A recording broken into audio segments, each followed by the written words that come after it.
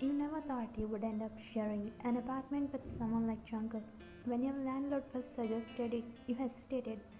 The rent was getting too expensive, and you were barely making ends meet with your part-time job. So when Mr. Kim mentioned that one of his tenants was looking for a roommate to split costs, you figured it was worth a shot. His name is Jungkook, Mr. Kim said. Quiet guy, works late, you probably won't see him much. That should have been your first red flag, but you were desperate and the rent would be cut in half, so you agreed. The day you moved in, Jungkook barely acknowledged you. He was tall, dressed in all black, with the dark hair that fell slightly over his eyes. He gave you a single nod when you introduced yourself, then disappeared into his room without a word. Okay then, cold. Got it. Your room were on opposite end of apartment, which was probably for the best. You established boundaries immediately. Don't touch my things, don't use the kitchen when I'm cooking, don't leave your stuff in the living room. He never argued, he just listened with that blank expression and nodded. For the first few weeks you barely saw him. He would leave for work before you woke up and come home long after you had gone to bed. Sometimes you heard his door close around 2 or 3 in the morning. You wondered what kind of job kept someone out late, but you never asked. It wasn't your business. The first time things shifted was on a random Tuesday night. You had made too much pasta, and you felt weird just throwing it away. Jungkook had just gotten home, and you could hear him in his room. Before you could overthink it, you knocked on his door. Yeah, his voice was low tired. I made extra food. Do you want some? There was a pause, then the door opened. He looked at the container in your hands, then at you like he was trying to figure out if this was some kind of trick. You don't have to, you said quickly. I just didn't want to waste it.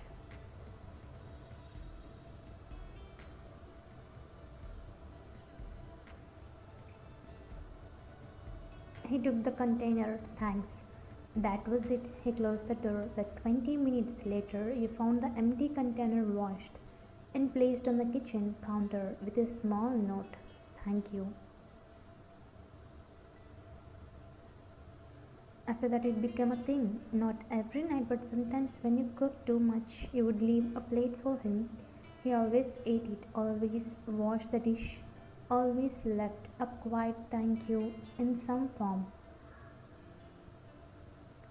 But he never smiled, never made conversation beyond the bare minimum. He was just there, a presence in the apartment that you learned to navigate around.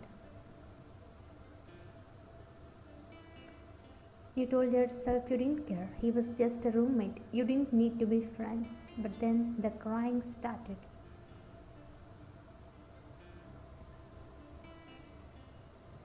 It had been 3 months since your ex broke up with you, and you thought you were over it. You really did, but some nights when the apartment was quiet and you were alone with your thoughts, everything came crashing back. The breakup, the things he said, the way he made you feel like you weren't enough. You would cry on the couch in the living room as quietly as you could. You didn't want Jungkook to hear, you didn't want anyone to know how pathetic you felt, but he knew.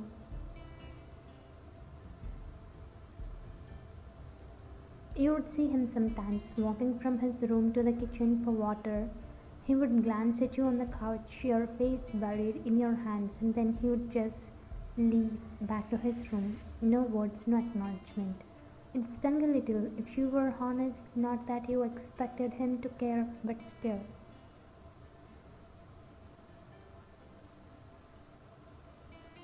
One night it got worse. Your best friend called you, and within 5 minutes you were sobbing into the phone.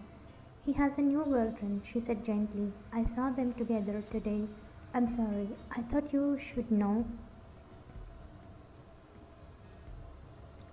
It just felt like it was caving in. You tried to hold it together on the call.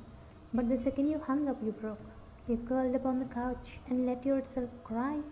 Ugly cry. The kind where you can't breathe and your whole body shakes. You didn't hear Jungkook come home. You didn't hear his footsteps stop in the hallway. You didn't know he was there until you felt a presence in the room.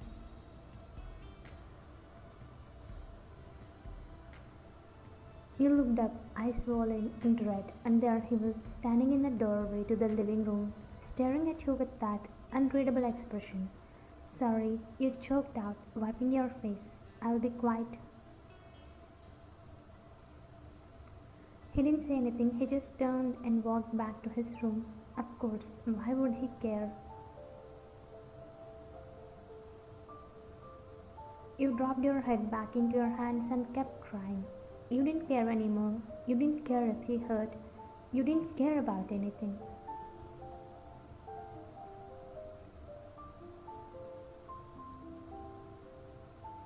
But then you heard footsteps again, closer this time. You looked up confused, and Jungkook was standing right in front of you. Before you could say anything, he reached down, grabbed your arm, and pulled you to your feet.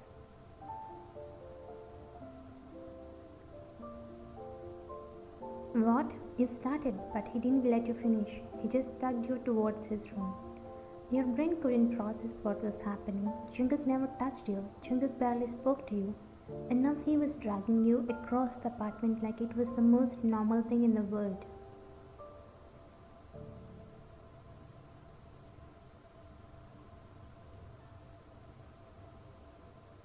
He opened his door, pulled you inside, and before you could protest, he guided you onto his bed.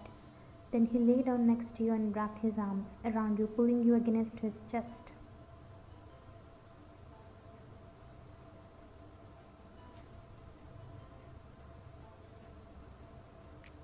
You froze, completely froze. What are you doing? You whispered, your voice shaky.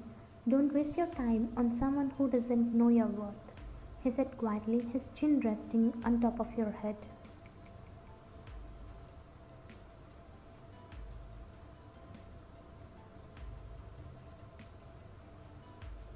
You blinked, stunned. What? I saw you, he continued, his voice low and steady. Crying over your past, but you need to stop.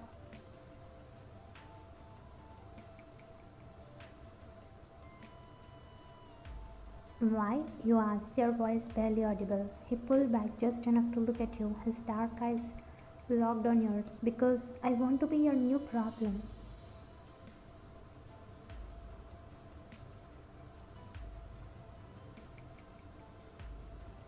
Your breath caught. What? He didn't look away. I'm saying I want you. I wanted you since the day I moved in, but you were busy crying over some idiot who didn't deserve you in the first place.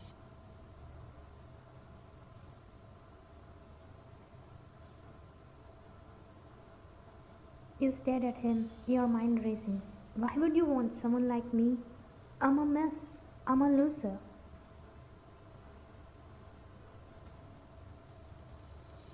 His expression softened just a little. He raised up and brushed a tear off your cheek with his thumb. You're not a loser. You're my cute crybaby, and I'm not letting you waste any more tears on someone else.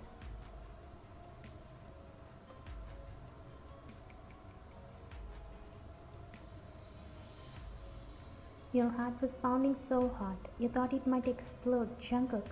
He leaned in, his forehead resting against yours. Stop thinking, just stay here with me.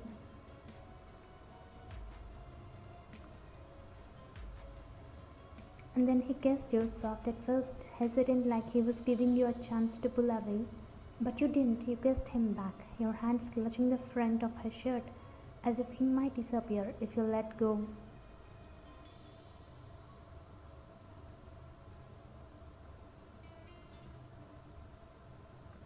When he finally pulled back, you were both breathless. He tugged you back against his chest, his arms wrapping around you like a shield. You don't have to cry anymore. He whispered into your hair, not when I am here.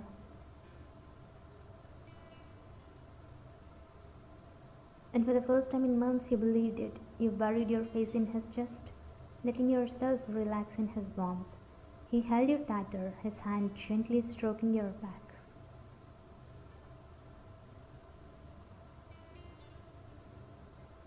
You didn't know how long you stayed like that. Hours, maybe, but eventually your tears stopped. Your breathing evened out, and you realized something. You weren't thinking about your ex anymore.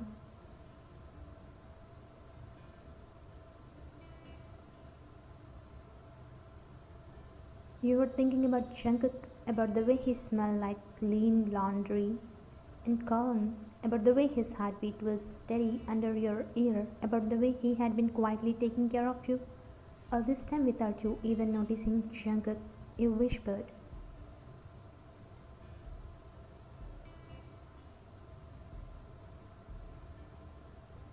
What? Why didn't you say anything before?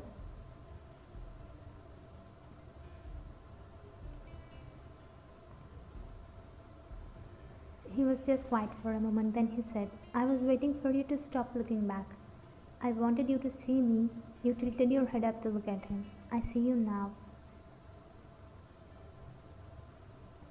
He smiled, actually smiled. It was small, but it was real. Good, because I'm not letting you go.